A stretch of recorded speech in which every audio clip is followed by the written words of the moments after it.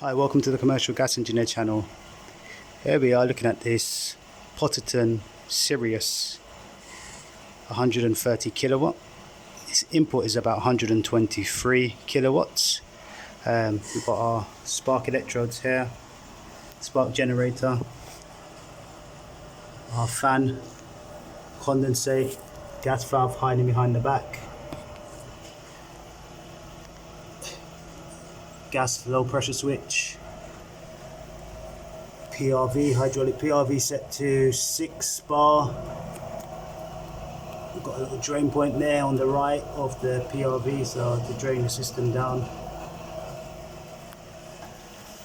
Our return on the right with a pump. We've got a pressure gauge here, temperature sensor there,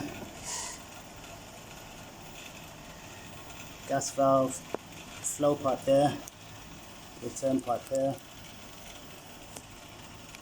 condensate trap. We've got our burner, got a pressure switch up here, trap there, an automatic air vent. We've got heat exchanger sensor there. Above we've got our flow and return, our flow sensor. So you can see there on the pipe at the front we've got a overheat sensor at the bottom. Yeah, our overheat sensor. And we have our temperature sensor there with the blue wires. And at the back we have another sensor. That's going to the return. This one at the front is for the flow. This one's for the flow. The one at the back is for the return. We've got our venturi here. Okay, about these boilers, we have 2 boilers here that equate to about 120, so that's 240 kilowatts in here.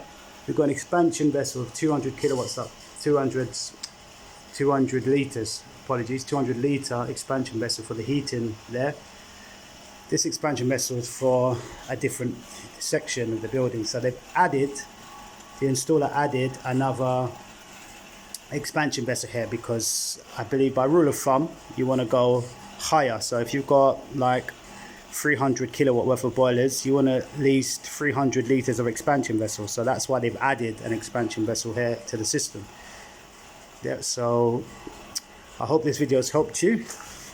Please leave some comments in the section below, and if I've missed anything, let me know. If you see that I've missed anything in this video, please feel free to comment.